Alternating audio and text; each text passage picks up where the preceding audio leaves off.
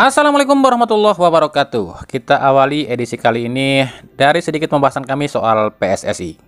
Kami sering bahas soal PSSI, tentang mafia di PSSI, tentang jual beli pertandingan, sogokan wasit, bahkan juara liga pun sudah disetting. Dan mafia utama PSSI itu hingga sekarang masih ada di PSSI. Tapi kami malah sering dihujat yang bilang kami sok tahu lah, kami jelekin PSSI lah, inilah, itulah. It's okay, kami ngerti kok, sebab orang kan nggak tahu siapa kami. Kami ini bukan artis, kami juga bukan anggota PSSI, bahkan juga bukan seorang presenter terkenal. Tapi apa yang pasti? Yang pasti adalah apa yang pernah kami bahas soal PSSI ternyata terbukti kan? Kami pernah bilang ada pengaturan skor dan itu terbukti sekarang. Ada pengaturan juara dan jual beli pertandingan, itu pun terbukti sekarang.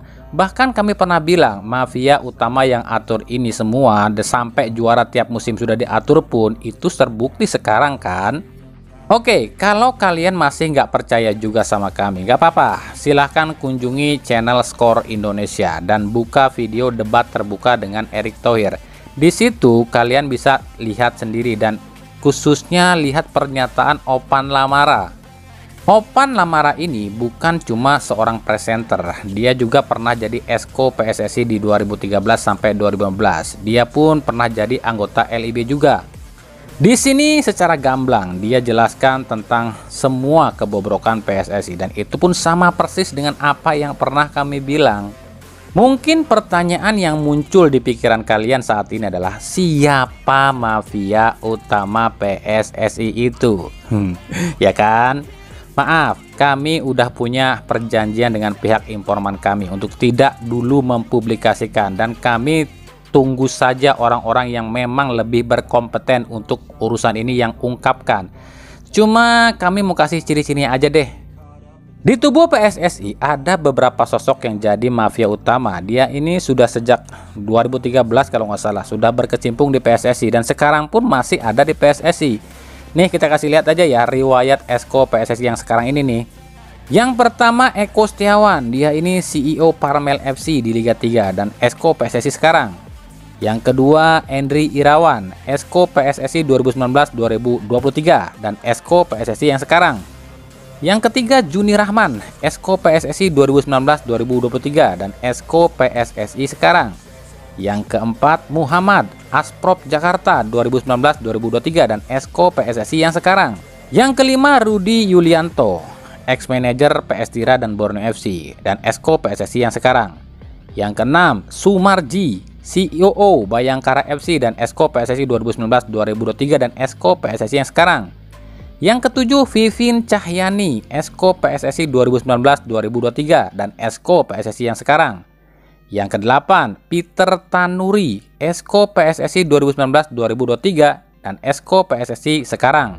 Yang kesembilan Arya Sinulinga, Sekretaris Menteri BUMN dan Esko PSSI sekarang. Yang kesepuluh Peter Tanuri, Esko PSSI 2019-2023 dan Esko PSSI yang sekarang. Yang ke-12 Ahmad Riyad, Esko PSSI 2011-2015, 2015-2019, 2019-2023 dan Esko PSSI sekarang. 12 Hasnuryadi Sulaiman, Esko PSSI 2019-2023 dan Esko PSSI yang sekarang. Dan yang ke-13 adalah Yunus Nusi, Esko PSSI 2011-2015, 2015-2019, Sekjen PSSI 2019-2023 dan Sekjen PSSI yang sekarang. Nah, udah pada tahu dong siapa aja nih yang sejak 2011 sampai sekarang udah ada di PSSI. Ngerti dong sekarang? Sekarang mafia di LIB. Nih kita kasih tahu ya, kasih info aja nih siapa aja yang udah sejak 2017 ada di PT LIB nih. Nah, di data ini kalian bisa lihat nih ada satu nama yang selalu ada di LIB sejak LIB dibentuk. Yaps, dia adalah bos utama LIB saat ini yang selalu ada di LIB sejak awal LIB dibentuk. Inilah salah satu alasan kenapa hingga saat ini Ernst & Young ini kesulitan cari data keuangan PSSI sejak 2013 sampai 2019.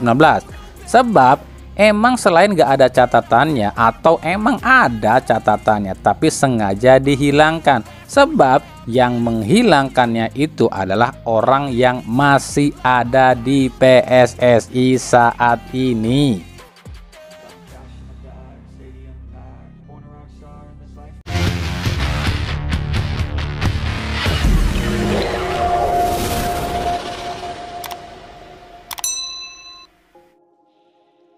Lanjut ke berita klub ya. Ini ada yang minta kami bahas. Apa benar Levi Madinda nggak akan dipertahankan oleh Persib? Oke, kami pribadi sejauh ini belum menerima informasi resmi dari pihak Persib soal status Levi Madinda ke depannya. Cuma yang kami tahu status Levi di Persib ini tergantung pihak Levi dan JDT. Bukan tergantung dari pihak Persib ya. Kenapa demikian? Yang pertama, kontrak Levi di Persib itu cuma peminjaman sampai Desember 2023 dan kontrak Levi di JDT itu juga sampai 31 Desember 2023. Jika pihak JDT tak memperpanjang kontrak Levi, otomatis Persib bisa datangkan Levi secara gratis. Tapi jika belum ada keputusan dari pihak JDT, Persib pun tak bisa dapatkan Levi. Yang kedua tergantung dari pihak Levi Madinda. Jika JDT mau memperpanjang kontrak Levi, tapi Levinya justru menolak, maka kerjasama antara Levi dan JDT akan berakhir. Dan status Levi adalah bebas transfer, yang artinya Persib bisa dapatkan Levi secara gratis. Jadi intinya hingga saat ini pihak Persib belum memutuskan nasib Levi Madinda sebab belum ada pembicaraan dari pihak pelatih Persib Boyan Hodak dengan pihak manajemen Persib soal Levi.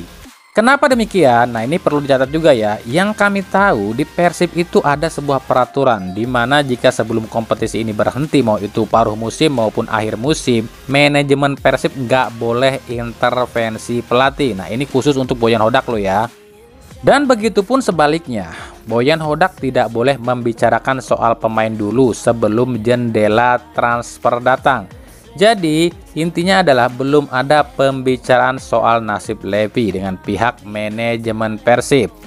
Tapi Boyan Hodak sendiri pernah mengaku untuk saat ini dirinya ini tak ada masalah dengan Levi, yang artinya dipertahankan oke, dilepas pun tak masalah. Nah baru itu yang kami tahu ya.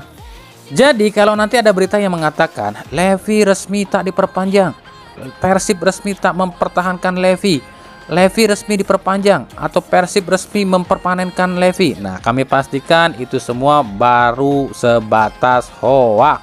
Sebab sebelum pihak Persib yang mengumumkan, semuanya masih sebatas rumor. Dan yang kami tahu itu biasanya ya manajemen Persib itu baru membicarakan soal pemain atau transfer pemain itu 1 bulan sebelum bursa transfer. Yang artinya jika bursa transfer itu mulainya November, maka bulan Oktober ini baru ada pembicaraan gitu. Dari Persebaya, Bonek Mania mengecam 2 pemain asing Persebaya dan minta dicoret di bursa transfer ini. Hal ini buntut kekalahan menyakitkan dari Madura United. 2 pemain ini adalah Dusan Stefanovic dan Paulo Victor. 2 pemain ini dianggap tak berkontribusi dan jadi biang kekalahan Persebaya atas Madura United. Dusan yang digadang-gadang jadi pengganti sepadan untuk Leo Lelis dan Rizky Ridho justru jauh dari harapan. Sering kecolongan di lini belakang, sementara Paulo Victor ya seperti kita tahu sangat drop musim ini dan baru bisa cetak 1 gol saja. Para bonek mengancam akan mendemo manajemen Persebaya jika 2 pemain ini tak dicoret di jendela transfer ini. Untuk penggantinya, para bonek tak mempermasalahkan siapapun penggantinya. Meskipun untuk pengganti Paulo Victor, DDS paling santer yang diinginkan untuk jadi pengganti Paulo Victor. Sementara untuk mengganti Dusan, para bonek tak masalah siapapun, yang penting bisa lebih bagus dibanding Dusan. kalau bisa lebih bagus dibanding Leo Lelis. Nah, nama William Pacheco pun sempat mencuat untuk menjadi pengganti Dusan. Ya, kita lihat nanti aja ya.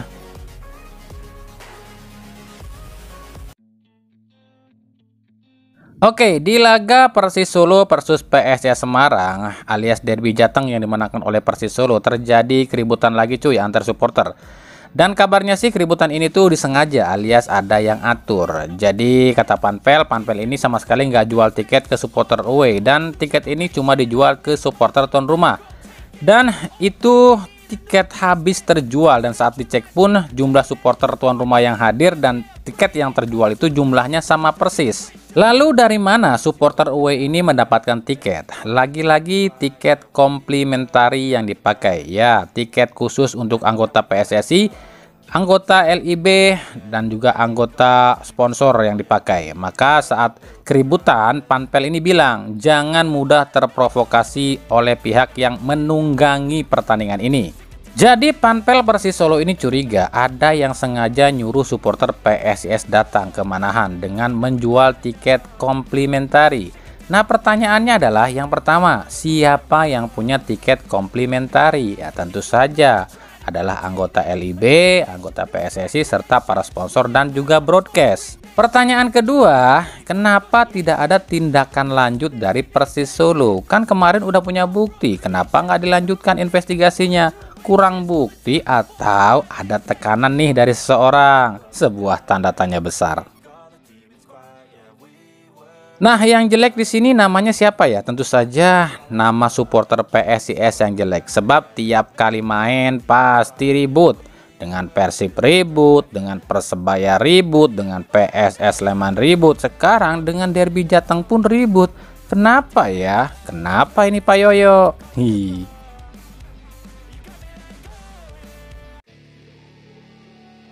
Dari Persik Kediri, kekalahan menyakitkan harus diterima tim Persik Kediri saat menjamu Persija Jakarta. Tim Macan Putih harus terkena comeback oleh tim Macan Kemayoran. Lalu apa penyebab tim ini bisa di comeback? Kami menilai tim ini ketergantungan pada pemain asing. Absennya 3 pemain asing membuat anak asuh Rospide ini terlihat sangat jomplang ya. Lini depan yang diisi Hanafi dan Pahabol ini jelas membuat 2 pemain ini tuh seperti kikuk, sebab biasanya 2 pemain ini tuh terlalu sering menjadi super sub. Dan di lini belakang pun demikian, hilangnya Nascimento jelas membuat Hamrah Hehanusa harus berjuang mati-matian sendirian di lini pertahanan. Dan terbukti, saat Hamrah out of position, kesalahan pun dilakukan oleh para pemain bertahan Persik Kediri.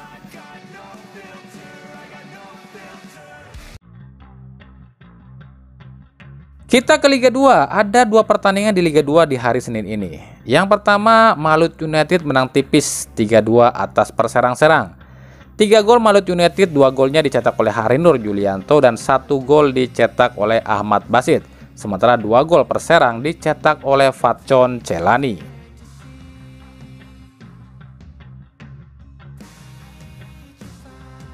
Yang kedua ada Persijap Jepara yang bermain imbang 1-1 dengan Persipapati. 1 gol Persijap dicetak oleh Iqbal Nur Samsu, serta gol Persipapati dicetak oleh Ilham Bagus.